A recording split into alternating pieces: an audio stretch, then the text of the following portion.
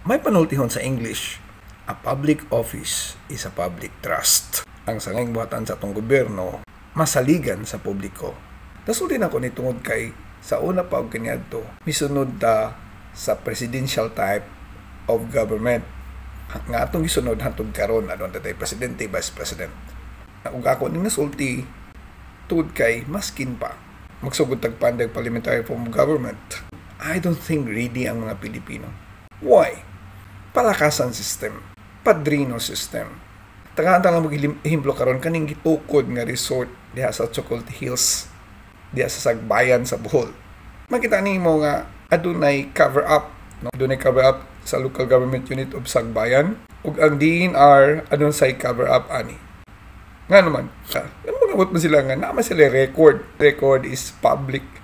It can be viewed by anyone if the public interest is in danger.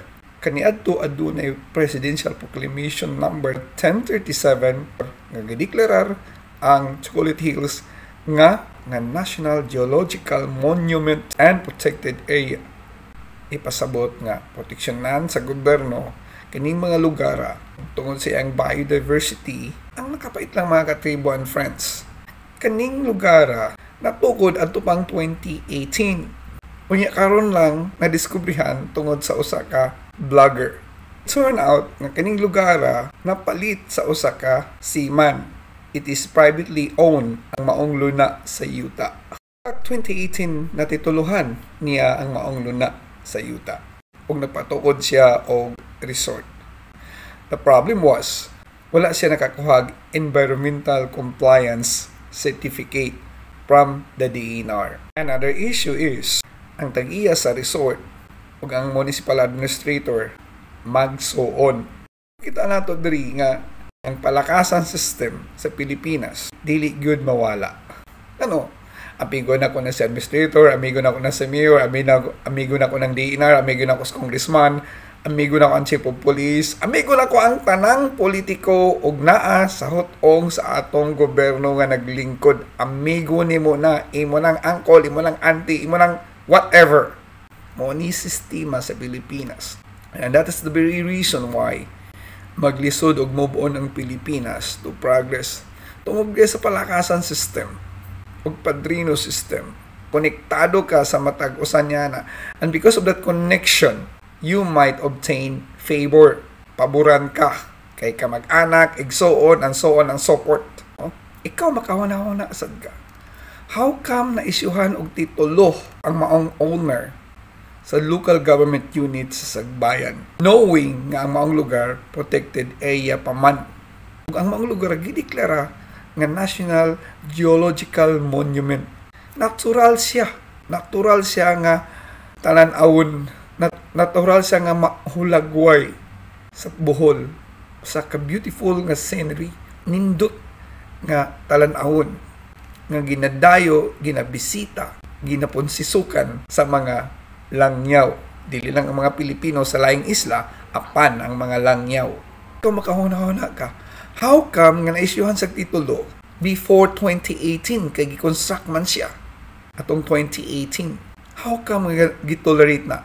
Because of padrino system, palakasan system. That's how it works in a system full of foolishness. Manya LGU manghunaw kay sa kasayod.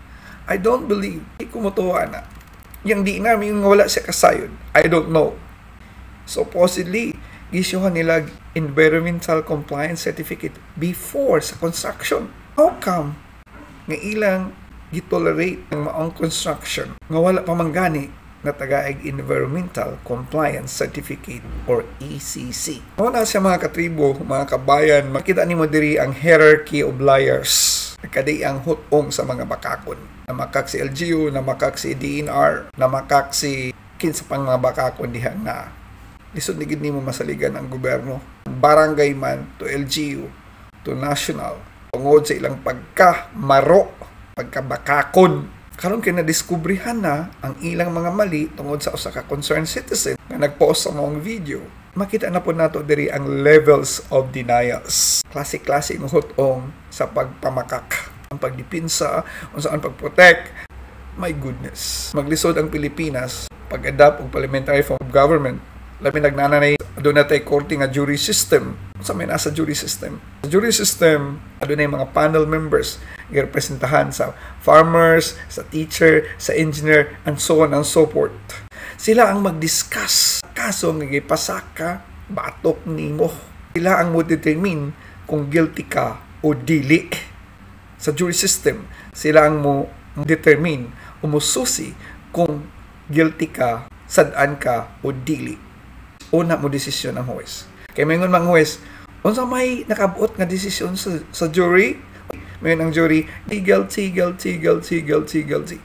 Lisod na siya implementar. Kaya nga kanang nasa jury system, kamag-anak ko yan. Kanang isa ka jury system, kamag-anak ko yan. Kanang isa ka jury system, kamag-anak ko yan.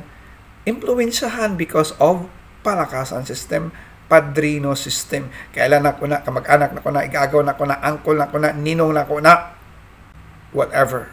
It takes time na ma-implement nga doon natay parliamentary form of government sama sa Singapore because our attitude, ang atong batasan, wala pa yun mabago. Mahilig ta mo supak sa balaod, mahilig ta mo shortcut tungod sa padulas system. Ngunay hitabo karon anang Captain's Peak Resort dinha sa Bohol.